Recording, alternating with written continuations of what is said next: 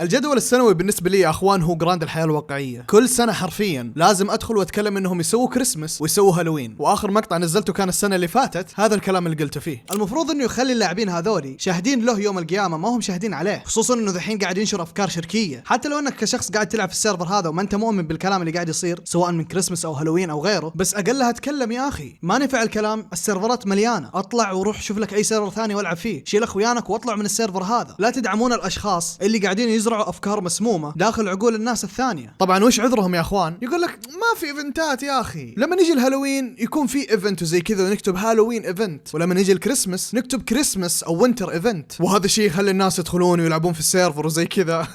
يعني ما ادري وش الغباء ذا صدق. على العموم يا اخوان ما راح اخلي هذا المقطع طويل، راح اتكلم بسرعة عن السيرفرات اللي قاعدة تسوي الايفنت هذا، مع انه في سيرفرات شالتها، مو لانهم يعني راجعوا نفسهم وكذا، لا، لاني انا اساسا تاخرت وما صورت بدري. وخلونا نبدا باول سيرفر واللي كان اسمه ريكلس تاون. طبعا السيرفر هذا يا اخوان حدث ولا حرج، مستعد احلف انه دافع فوق 80,000 ريال سعودي، هذه اذا ما وصلت 100,000 ريال يعني، والفلوس هذه كلها دافعها عشان سيرفر يكبر ويصير من اكبر السيرفرات في جراند. ولكن السيرفر ميت، ما في احد، بالاضافه انه مسوي كل الاشياء المتعلقه بالهالوين. طبعا اول شيء تلاحظه اسم السيرفر، تلقى اسم السيرفر مكتوب فيه ريكلس تاون، وحاطين بعدين اليقطين او البامكن، ناهيك انهم دافعين تقريبا 3000 ومدري كم بوست، اي ما يعادل تقريبا يعني اكثر من 70,000 ريال سعودي. زيد على ذلك الباكج الكامل اللي مسوين الشعار مره ثانيه وحاطين عليه يعني الكوستمز حق الهالوين، مسوين انيميشن خاص بالهالوين، حتى وانت في اللودينج سكرين حق السيرفر تلقى اسامي الاونريه كذا جنبهم بامكنز. وخلونا نخش ونشوف وش جوه السيرفر. طبعا عشان يعيشونك اجواء الهالوين، الرسبون حقهم فيه سكاكين وفي اشياء انه خلاص تراك بتموت. شوف كيف، وش الجنون ذا يا شيخ؟ هذا السجن ولا ايش اصلا؟ هذا يدمج. طبعا المكان هذا قعدت فيه يمكن ابو 5 دقائق حايس فيه، ما نعرف كيف اطلع، وفي الاخير طلعت اني اقدر اخترق الجدار. لكن على العموم اول ما طلعت يا اخوان، الاشباح ذي اللي لابسه ابيض حقت الهالوين واللي يقطين حق الهالوين، وفجاه كذا في مكان تحتك عين نار ما ادري وش ذي وفي مكان كذا تطلع يعني وتقرا فيه ما ادري وش الكتاب ذا، بايبل ذا ولا ايش. وقعدت افر بالمكان هذا يا اخوان واللي يسمونه الملكيه. والمكان هذا فيه تفاصيل جدا كثيره، الاشجار اللي حاطينها على اساس انها اشجار تخوف، البامكنز في كل مكان، الاشباح في كل مكان. ما ادري الصراحه وش الهدف من التصميم هذا، ولكن الشيء هذا يوم اشوفه في سيرفر عربي يوحي انه الشخص اللي مسوي الشيء ذا شخص منسلخ اخلاقيا، حرفيا يبغى يسوي اي شيء زي الاجانب. وحرفيا اغرب شيء شفته كان الكنيسه. الله، كنيسه وات، هذا محل الملابس، انا تغير ملابس قال لك شوف ريكلس تاون. الله يبي تغير ملابس كينا وحركات، والله استهبال، والله استهبال والله. عشان كذا ربي مو مغنيهم والله. طبعا يا اخوان كيف يكون هالوين وبدون اي تنكر؟ يعني لازم يضيفوا ملابس فيها تنكر هالوين وشيء يخوف.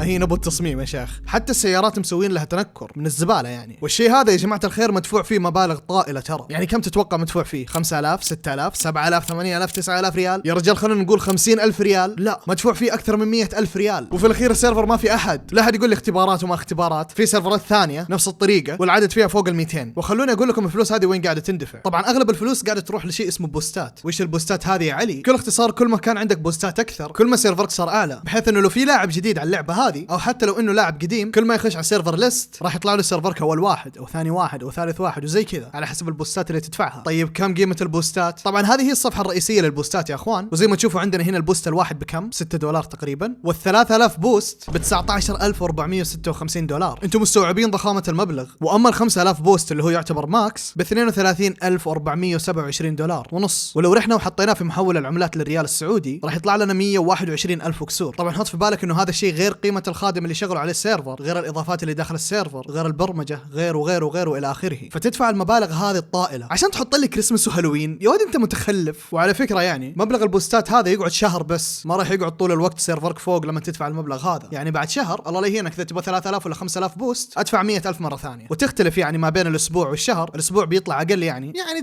تقريبا يطلع عليك مبلغ فلكي ثاني. صح انه بيكون اقل من 100,000 ولكن ممكن يكون 70,000 80,000 يعني. طبعا السيرفر هذا اللي وريتكم اياه اللي كان اسمه ريكلس تاون تكلمت عنهم تقريبا امس على التيك توك، والمقطع يعني ضرب في التيك توك. تواصل معي الاونر حق السيرفر وقال انهم شالوا البهلله اللي كانوا مسوينها، مع العلم انه انا في السيرفر حاولت اني اتواصل مع مسؤول عشان انصحه واقول له يا ابن الحلال شيل الهبالة اللي مسويها، ولكن لعله كان خايف او انه قاعد يطير، ما ادري ايش وضعه. ولكن على العموم الله يثبتهم. طبعا سيرفر بارادايس يعني هذا شيء خلاص متعودين عليه. وش نقول عن بارادايس؟ مبندين نهائي. كل ما يسوون عفو عن الناس اللي مبندينهم، انا ما ينفك باندي. ولكن حرفيا بارادايس اي شيء حرام يسويه. طبعا واضح انهم محتفلين مره بالهالوين وهذا الشيء واضح من برا، وللاسف يا اخوان ما اقدر اخش السيرفر لاني مبند نهائي. ولكن نجي على السيرفر الحب يعني اللي كل ما يبندوني يفكوا الباند بالغلط عني. سيرفر عرب فول، سقوط العرب، مع انهم ينادوه عرب فال، يقطع ام الضحك. طبعا كالعاده من برا الكتاب واضح من عنوانه، معدلين البانر، معدلين الصوره، معدلين كل شيء، حتى الاسم معدلينه. طبعا اول ما خشيت السيرفر الغبي هذا اكتشفت انه المكان اللي يتجمع فيه اللاعبين واللي يسموه الحديقه الملكيه مختلف عن السيرفرات الثانيه. صح انه فيها احتفالات بالهالوين، ولكن فيها حاجات عبيطه كمان، زي جراج كامل للسيارات مسمينه جراج الهالوين، وفي حصان. وش دخل الحصان بالهالوين غير انهم حاطين صوره الفيلن حق هاري بوتر على اساس انه الشخص يخوف.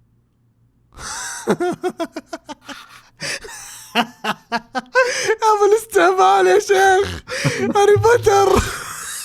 ولكن بالاخير طالما انه في ناس قاعده تلعب في السيرفر، الشيء هذا ما راح يوقف. لا تقول لي والله احنا ما احنا راضيين يا اخي، ولكن المبرمج وراعي السيرفر في 1000 سيرفر غيره، هذا ما هو عذر. ترى السيرفرات يا اخوان كلها زي بعض حرفيا. ولو فعلا الشيء هذا كان مزعلك، شيل اخوياك واطلع برا السيرفر، روح سيرفر ثاني والعبوا فيه عادي. ولكن اغرب شيء شفته كان المذبح، مدري المصلى، مدري، المهم مكان كذا عليه صليب وجنبه كلب سكوبي. على العموم يا اخوان، السيرفرات هذه اللي دائما راح تكون معانا ان شاء الله في المستقبل، سواء في هالوين او كريسمس، اتذكروا كلامي انها راح تكون نفس السيرفرات. انا سبق ونصحت وتكلمت، والاشياء اللي قاعد اسويها حاليا حرفيا للمحتوى. وخلونا نطلع من السيرفر الغبي هذا ونروح للسيرفر اللي اغبى منه، سيرفر اسمه اكس او. طبعا كعاده السيرفرات اللي تكلمنا عنها، الكتاب واضح من عنوانه، مغيرين البانر ومغيرين الصوره ودافعين فلوس مره كثير. ولكن المره هذه في عدد كبير في السيرفر. فخشيت السيرفر وتفاجأت بالانترو الغبي. يا عيال الانترو استهبال مره، شوفوا اليقطين قديش. والملكيه حقتهم يا اخوان كانت حفله صدق، حاطين فزاعه كذا ملبسينها بامكن. تعرفوا الفوانيس دي حق رمضان اللي يحطونها في رمضان، لكن المره هذه حاطين عليها يقطين. والاشجار المرعبه في كل مكان، واليقطين حرفيا يا اخوان في كل مكان. لا واللي يضحك مره يا عيال، حاطين كذا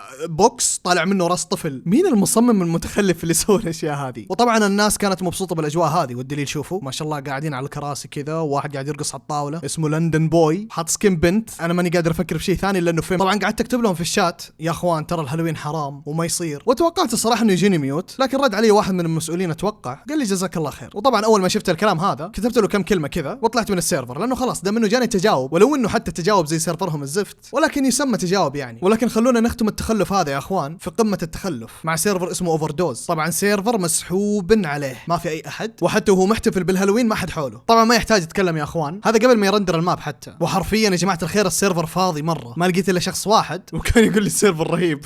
وما يحتاج اني اكمل يا جماعه الخير، لان راح اعيد نفس الكلام اللي قلته اول، وراح اقول لكم الاشياء اللي انا لقيتها. وترى السيرفرات اللي وريتكم اياها يا اخوان هذه اللي بقيت صامله انها تحتفل بالهالوين، لانه في ناس حرفيا احتفلت في نفس اليوم او 3 ايام او اسبوع حتى، وبعدها شالوه خلاص. يعني خلاص انتهى الموسم حقنا يا عيال. والغلط يا اخوان اني انا تاخرت، لو اني ما تاخرت كان شفتوا لسته كامله من قله الحياه والمسخره. والمقطع هذا يا اخوان كان بغرض المحتوى والطقطقه والاستهبال، لاني قد وعدتكم اني راح اتكلم عن الهالوين اذا سووه، لاني انا كنت متاكد انهم راح يسوونه. واما من ناحيه النصيحه وما النصيحه، انا قد تكلمت في الجانب المظلم من جراند الحياه الواقعيه الجزء الثالث تقريبا او الجزء الثاني، والمقطع ذاك تقريبا كان شامل. واتمنى من السبايك حقين جراند يبطلوا الاحتفالات اللي ما لها داعي، ويكبروا شويه كذا ويعقلوا ويصيروا رجال صدق. اذا انك مره ميت على اجواء الشتويه حطها في اللعبه، لا تحط لي كريسمس ولا تحط لي هالوين، لانه والله العظيم يا اخوان الاشياء هذه فوق ما انها حرام وشركيات ومن كبائر الذنوب، الا انها على الصعيد الشخصي حتى تقلل من قيمتك يا اخي. وانا ما اقول الكلام هذا الا لانه اصحاب السيرفرات ترى لهم الصلاحيات الكامله انهم يعدلوا في اي شيء، في شكل الماب، في الملابس المخله، وحتى في الاجواء زي الكريسماس والهالوين، وهذه تراهم قاعدين يحطونها بارادتهم. وانا على فكره تراني ماني شيخ ولاني رسول ولاني معصوم عن الغلط، وعندي اغلاط يا اخوان ما تنعد ولا تحصى. ولكن يوم نيجي للهبالات هذه، شرك وما شرك وقله حياه، لا هنا لازم نوقف ونتكلم صدق. وعلى العموم يا اخوان عشان ما اكثر كلام، لايك واشتراك وانشروا المقطع هذا في كل مكان، وتابعوني على الانستغرام، ونشوفكم على خير ان شاء الله. سبحانك اللهم وبحمدك، اشهد ان لا اله الا انت، استغفرك واتوب اليك. يلا سلام.